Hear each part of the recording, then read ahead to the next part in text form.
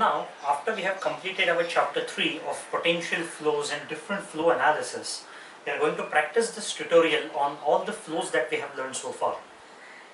The chapter which we just now looked at, we learnt about a set of basic flows, right? The first flow being uniform flow, second flow being source flow, third being sink, and fourth being vortex. A combination of all these basic flows, like a set of toolkit, is what we have practiced in this entire lecture, and that is what has helped us to gain significantly great insights about different flow types.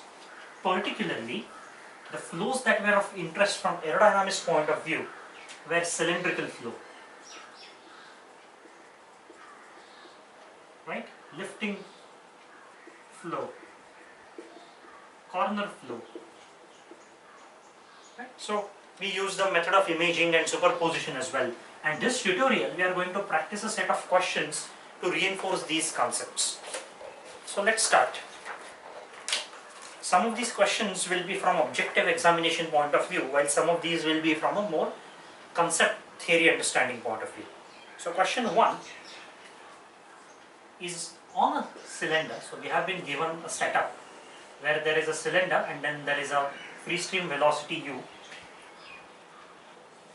We have been given that radius of cylinder is a, and we have been given that at theta is equal to 90 degree on this coordinate, find r such that u is 1.2 u infinity. So this is a typical cylinder problem wherein we have been asked to find on this axis where theta is 90 degrees, so it's a pinpointed location, some location P which is at a distance of r such that it has its coordinates of r comma pi by 2 where velocity is 1.2. Most importantly, we have seen that in the cylinder when theta is n pi by 2, u theta becomes 0 because it has cosine component. Correct? So the only component which will be present along this axis would be u theta, right? Because there cannot, if you see the flow patterns, right, you can see that there is no radial velocity because there is no source or sink flow. So there is no way the flow can enter inside, and here there is no this direction flow because of the symmetry. Now what is u theta?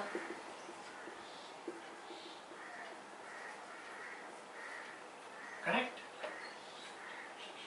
Sin theta component, but theta is pi by 2, so at pi by 2 this is the velocity and this is 1.2 u infinity, right? Now the direction negative signifies that it is in the direction of x because x and r are positive, right? U theta, you are looking at this way, so that means 1 plus a square upon r square is 1.2, or a square upon r square is 0.2. So what is a?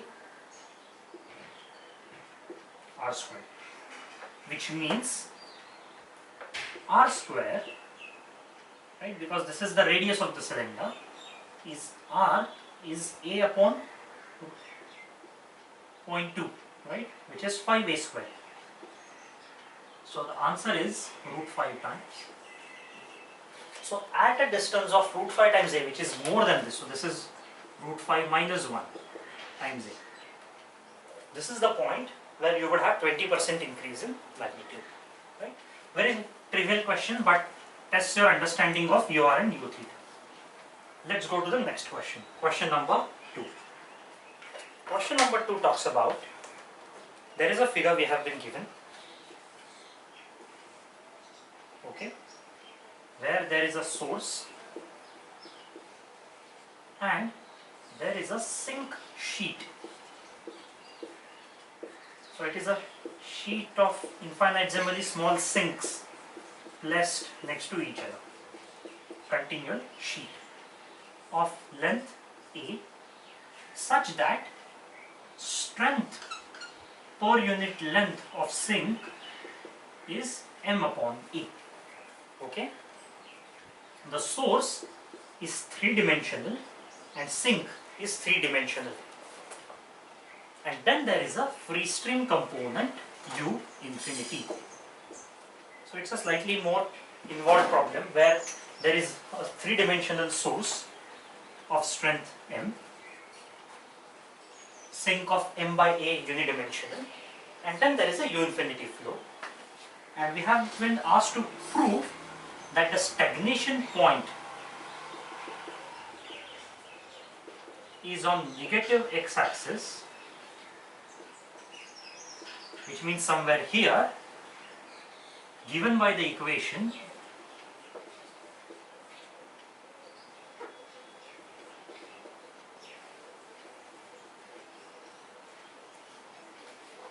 so we have to prove this. Now you may ask, why are we solving proving question? Very simple, it may be flipped around and asked you to solve as a objective question.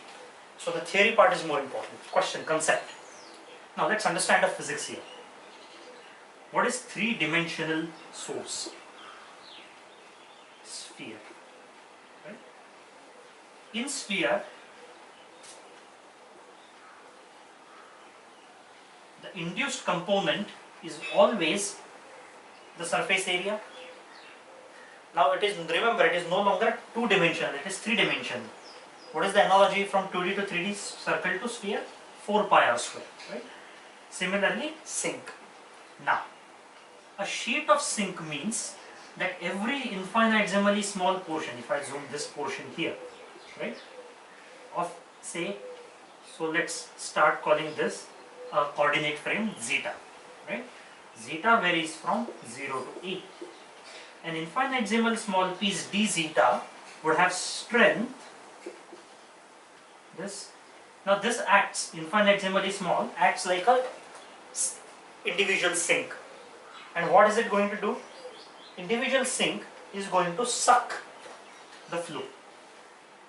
So this is independently forming like a doublet, but a complicated doublet. Flow is going out, sinked in, flow is going out, some portion is sinked in, and then sinked in. So there are two repelling forces, U and sink, and one pushing force, source. Here, everything is in one direction, right? Sink is sucking everything that the source is providing and this is providing. So a stagnation point is most likely to be negative axis, and that's why this is the first step to understand why negative x is the stagnation zone. So now, armed with this physics understanding, let's write this down mathematically. We know very simply now that at a stagnation point, velocity u, right, minus m upon 4 pi x square, right? Now from the origin at a distance x, source would provide velocity. Now there is no y-directional component, we know already, right? Because the symmetry of the problem dictates us that it is mirror symmetric, and therefore x-axis is the axis of stagnation, right? Because everything is mirror symmetric in this. So I am making a reasoning that only this x-axis component is what matters. Plus the introduced velocity of sink in this direction, and this is most important, zeta varying from 0 to A, m upon A d zeta, a strength of infinitesimally small sink divided by 4 pi zeta plus x square, because x and then this local coordinate zeta. So the total distance of this point from that infinitesimal sink is this. This is the only catch. This is the most important empirical equation. This is the crux, heart of the problem. This is what you have to crack from a physics point of view. What does that mean? Now, in order to solve this, d zeta upon, now x is like a constant, right? So zeta plus x square integral. How would you write this? 1 upon zeta plus x. Right? When you differentiate 1 upon zeta plus x, we will go back quickly because if you are getting confused in mathematics, the best way is to go from first principle. What is d by d zeta of this? 1 upon zeta plus x whole square. Right? Which means the integral of this quantity would be m upon 4 pi a 1 upon zeta plus x. Negative sign I am omitting by putting a here and 0 here. Right? So what is this therefore? A plus x minus 1 upon x. This is the integration.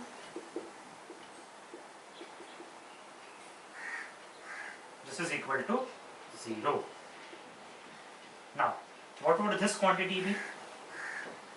X into a plus x, right?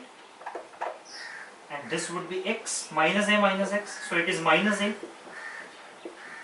So one a gets cancelled out, so u both come on right hand side. 4 pi x square plus m upon 4 pi x a plus x. A has got cancelled. This is the equation, right? M upon 4 pi. So 4 pi u upon m.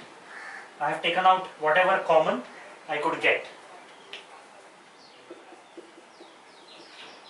Plus 1 upon x, a plus x. Again, what is this 1 upon x will come out? Correct? Now it is all about a trig game. All you need to do from here is to take m on this side, multiply by a square to the both sides.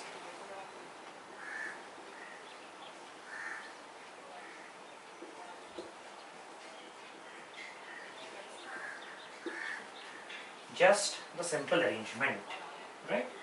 And then once this a square goes in, right, you have a by x coming out separately, and you would be left with this equation. Now this equation you could have easily identified after you doing integral equation, right? Because you don't have to worry too much about the triviality of this. The 1 upon x square component, ax minus a square upon ax plus a square. So this would left with be a minus x upon x square, x plus a, right? And you would be left with is a square upon x square, a upon x plus a. So this form. You can easily satisfy yourself by taking these 3 steps. But from a problem point of view, the answer is solved. Because we solved that equation, we took everything to the right and we got answer in terms of x by a. So the main interesting thing is the RHS, which is m upon 4 pi u a square. What does this signify? This constant is dependent on the free stream velocity, dependent on the strength m upon a, and dependent on the a itself, the heat. That is most important to understand. Question number 3. On a stationary cylinder of radius a, there is a uniform velocity u infinity all over the cylinder. Stationary cylinder, radius a, u infinity. Standard problem. First, find distance from center when theta is pi by 2 and u is 1.5 u infinity. And second, u is 1.1 times u infinity, theta is 60 degree. I think the first question should be straightforward. At 90 degree we know ur is 0. What is u theta? U theta component is u infinity 1 plus a square upon r square, which is 1.5 times u infinity. So a square upon r square is 0.5, or r square is 2a square, r is root 2a. First answer straightforward, scoring question, never mess up.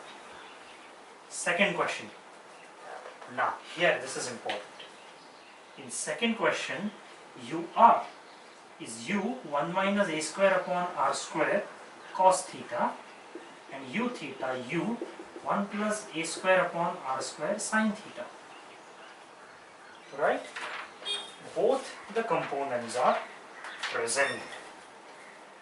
When theta is 60 degree, cos theta is half, and sin theta is root 3 by 2. We have to now add these two. So mod u square, which is 1.21 u infinity square. I have squared this. Why? Because you have u infinity square on both the sides. 3 by 4 into 1 plus a square upon r square plus 1 by 4 into 1 minus a square upon r square. Individual modulus getting added. It has to be independent of u infinity, that we know for sure, which means now I can get rid of this, and the equation I am left to solve is 3 by 4 plus 3a square upon 4r square plus 1 by 4 minus a square upon 4r square is 1.21. 3 by 4 plus 1 by 4 is 1. That goes out here and this becomes 0.21. Right? 3 minus 1 is 2. 2 by 4, so simplified equation. So r square is a square upon 0.42. 42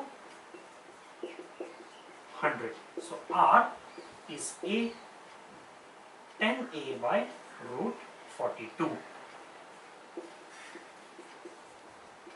Now root 42, 36 is 6 and 49 is 7. So this will be about 6.5. Or if it is around 6.4, how would you do? 6.5 times 6.5? 25, right?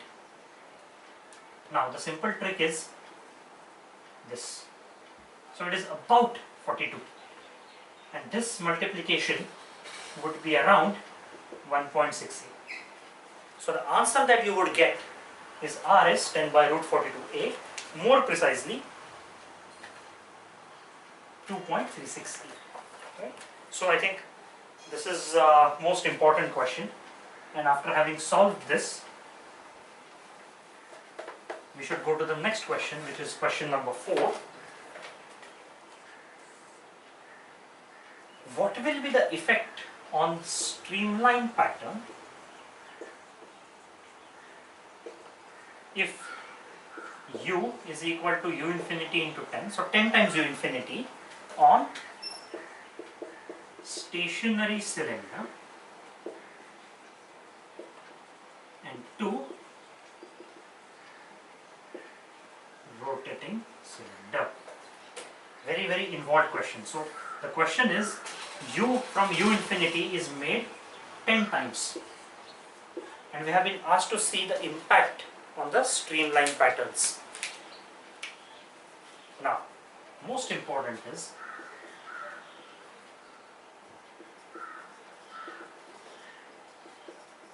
this relation. What is this? Equation in polar coordinates of streamline. What is u by u theta? 1 minus a square upon r square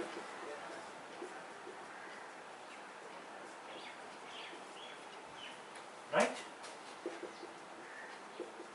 So when cylinder is stationary, ur is simply governed by this potential flow, u theta by this flow, right?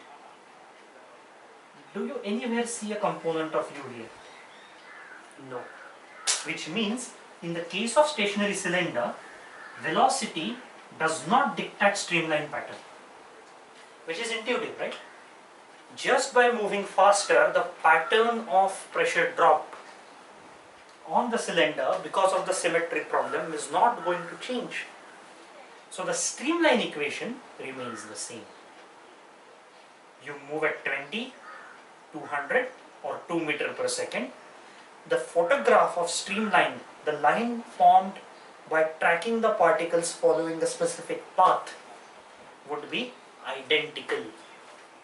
So no impact. Rotating cylinder. Here, this UR remains the same.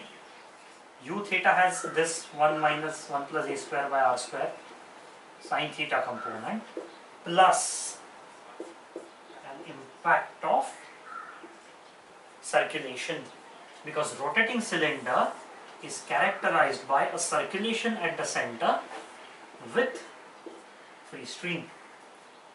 Now here, this is in denominator, so streamlines become converged. More faster would mean more throwing out of the mass and streamlines coming closer to each other. So the pattern will change. Very, very important qualitative objective question, but important to clear your concepts once and for all, right? Now this question tested you qualitatively on rotating cylinder. Question number 5 is going to test you more quantitatively. There is given a function psi, which is a stream function. So a stream function has been provided.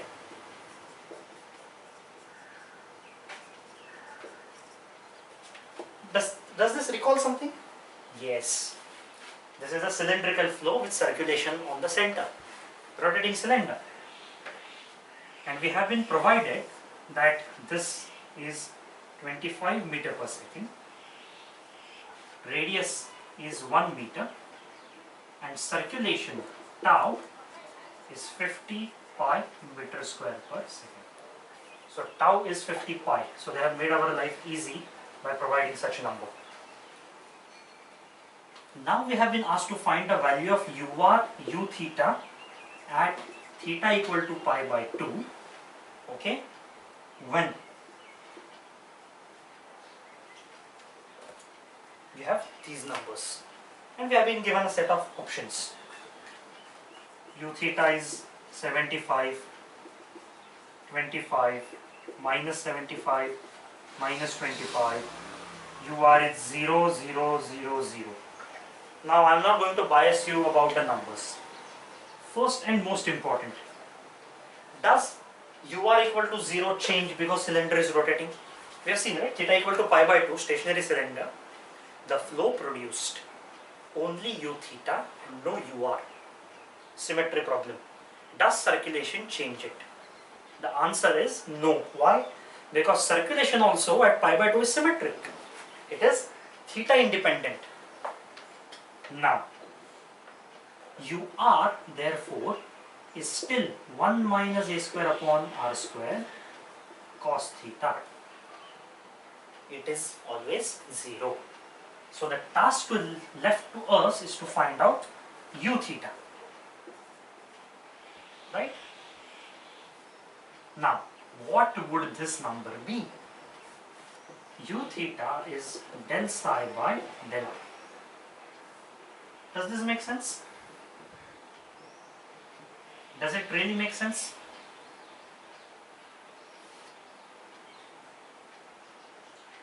Is this the right coordinate frame we are using? Always remember, U theta we derived to be U 1 plus a square upon r square sine theta negative. How did we do this?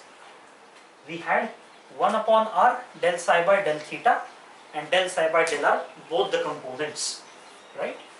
Del theta component cos theta 1 upon r from the psi produced UR. I am going back to the theory. What did this produce? It produced U 1 minus a square upon r square cos theta, which was UR, which we just set to be 0. What would be U theta? Is it simple? Try this one. U sine theta 1 minus a square upon r square. Sine theta is always out anyway, so we could say it is a partial equation, right? Or simple way to differentiate is r minus a square upon r. What would be the differentiation? 1 plus a square upon r square. So the correct way to always remember in case of confusion is this. The rotationality effect, minus sign. Never forget this minus sign. And then ln of r is 1 upon r. So this is the answer. Now, if this is the A part, right? Now we have been asked u theta, right? At r is equal to A. So what would be u theta? Minus u sine pi by 2 is 1, right? This is 1 plus 1, 2. U is 25. Minus circulation is what? 50 pi. So this will become 25 upon E. Right? Which is 50 minus 25. So u theta is minus 75 meter per second. Make sense? Right? Everything is adding. And ur is 0. So this is testing you the combination flows which produces the rotating cylinder more mathematically. Question number 6. Consider a stream function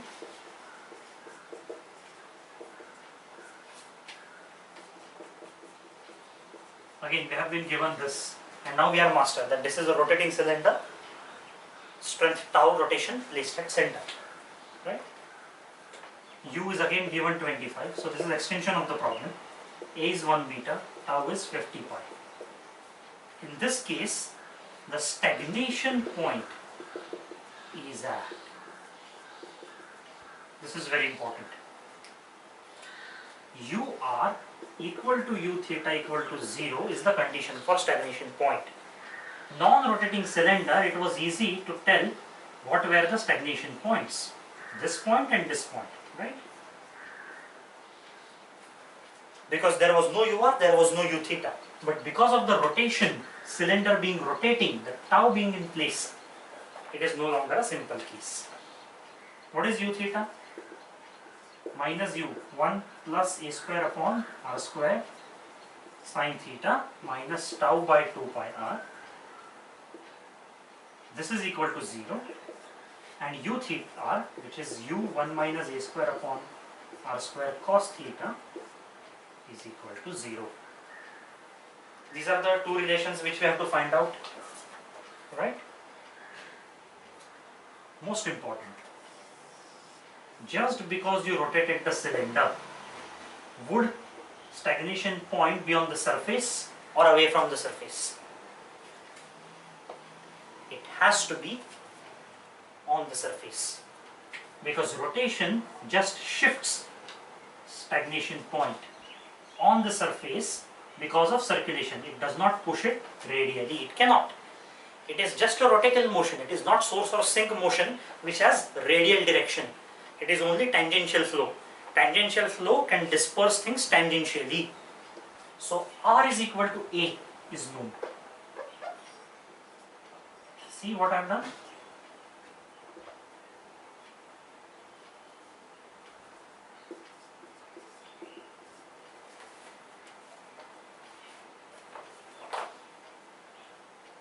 Which means ur is equal to 0 is no longer a right case to answer this, because on every point on the surface ur is always 0. So for all thetas this equation is satisfied. Got the point? So the only way, this is always satisfied automatically by the reasoning. Tangential flow, tangential displacement, no radial displacements of stagnation point. Now therefore what is the u theta component? What is the u now? 25. So minus 50 sine theta minus 25 is equal to 0. Right? So sine theta is minus half. Now you may ask that sine theta equal to half may also be a solution. I would say that is wrong, because positive and negative make much difference. Always take these signs very carefully. Sine theta is equal to minus half. Now when is the sine quadrant negative? second and third quadrant, right? This is sign. First quadrant positive, second quadrant negative, third quadrant what it is, positive or negative, right? Which means minus is going to be in a quadrant where you are going to experience a negative flow. So 330 degree.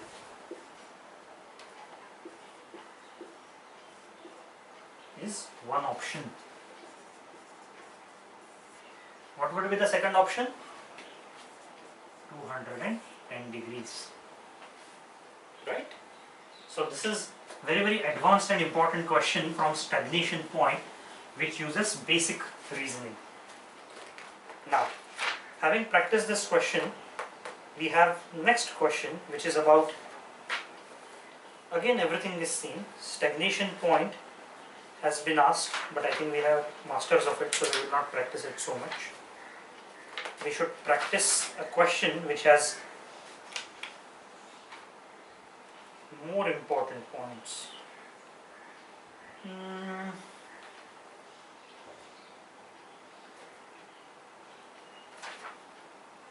I am looking at a question which will satisfy the hunger of students. So let's look at one question which is about a corner flow. Fantastic. Let's look at this seventh question. The seventh question says you have a corner flow. Right? We have seen this. A corner flow is characterized because of its cornerial motion. Very important in fluids. Right? Find out UR and U theta. Now we did this empirical analysis wherein we said that depending on the thetas there is a parametrization. So theta as being represented as n-sided polygon of pi by n has extremely important relationships in terms of stream function. We used imaginary component analysis where omega was a z raised to n and phi was a r raised to n cos n theta. Correct? These components got derived from an imaginary velocity components where n is pi by theta, and you had u minus iv modulus component here, which is a pi by theta e raised to I into r raised to component. Right? Now this component 60 degree, what is 60 degree? Pi by 2 is 90 degree.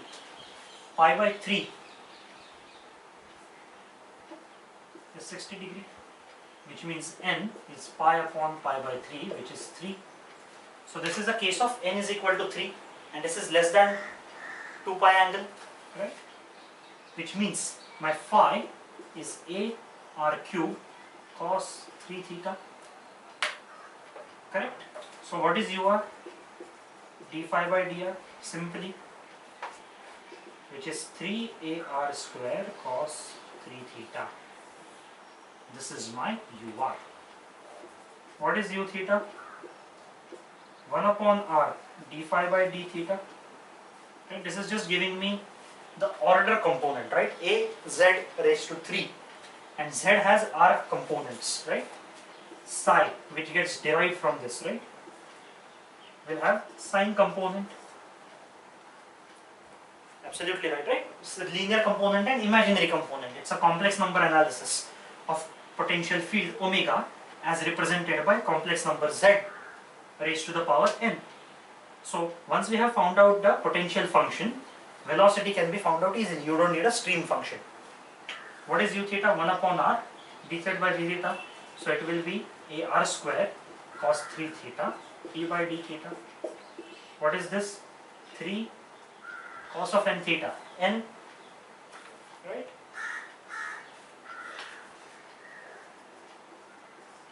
But cos of theta is minus sin theta. So this is u theta.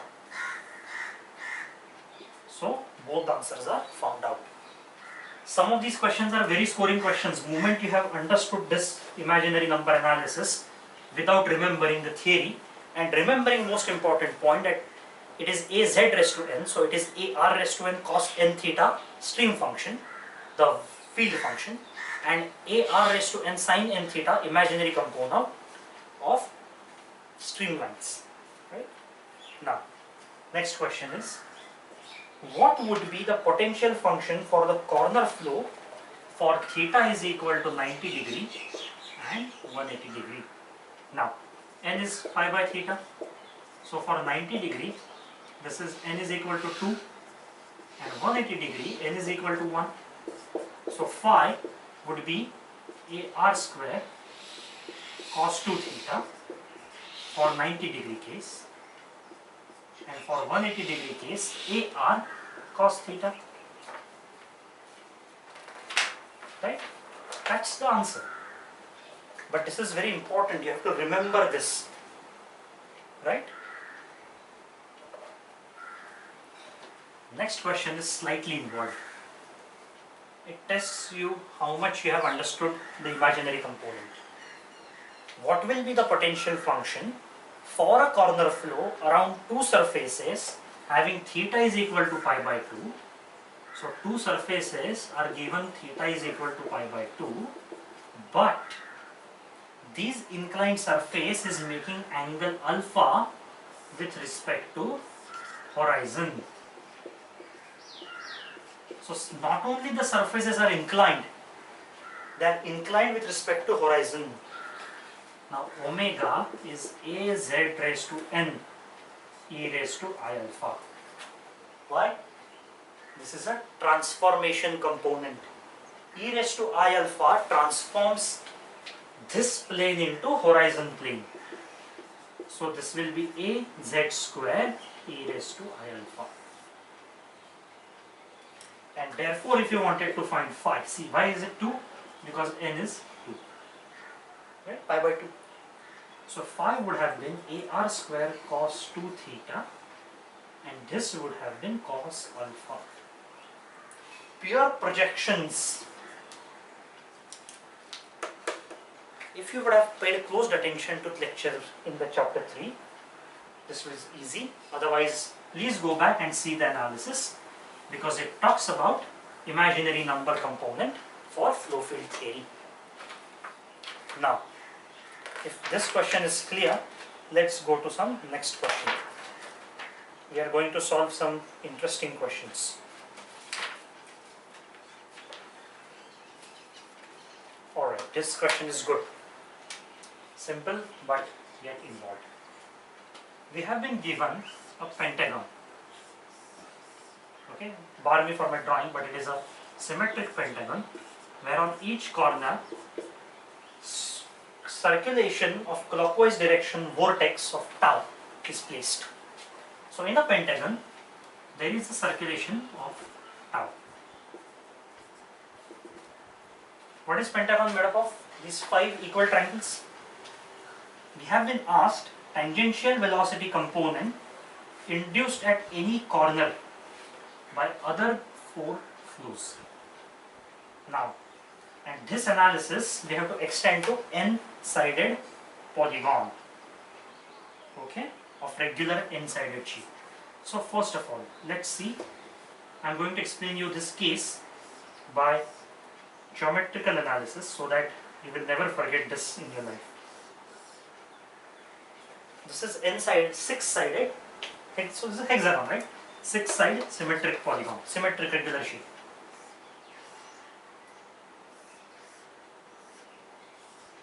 And if there are 5 vortices placed here, right? One vortex produces tau by 4 pi r square, right? Because that is the vortex angular velocity that is given by our standard framework. Now,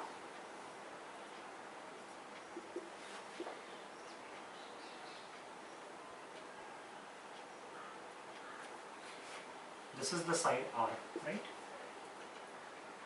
This is going to produce a circulation. So this is a tangent, right? Tangent to this.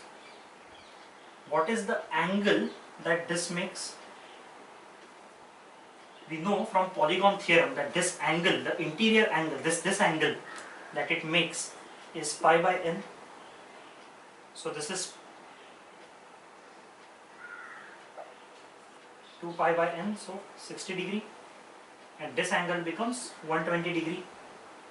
So this becomes 60 degree, right? So this becomes 60 degree again, because this is 30 degree. And if this is 60 degree, the component which is introduced is because of r in this direction. But similar component in this direction would ensure that projection from these two, because they are mirror opposite, is coming towards center. These two are at this arm length, right? What is this arm length? This angle is 120 degree. So it is this triangle, 120 degree, 30 degree, 30 degree, because these are symmetric, r, r, x. And how would you solve this question? Draw perpendicular. This is 60 degree. Now this is x by 2. So sine 60 degree is x by 2, right, upon r. But sine 60 is root 3 by 2, right? So x is root 3r. So you would have found out that this is root 3 times the r, and this is how much? 2r. Correct? See what I am doing. So these two are individually adding tau by 4 pi, 2 upon r square. The component only in this projected direction. These two are adding a component in this direction, cos this. This is directly adding 4 r square. So if you sum up, effectively you would get it as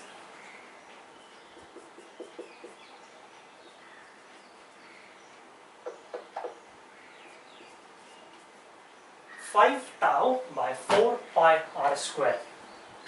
This all would get added up to 5. What does this resemble? N minus 1. So hexagon geometry was easy, and the method of induction can be used further, that in all regular shapes, each of these symmetric sides cancel out its diversified component and bring only component towards the center, given by n minus 1 tau by 4 pi r square. This is the side of the polygon. If n is 5, you would get tau by pi r square, because 4 by 4 would get cancelled. So this is extremely involved and interesting question to test your fundamentals. That n-sided polygon has n minus 1 tau by 4 pi r square as induced velocity field towards the center because of remaining edges.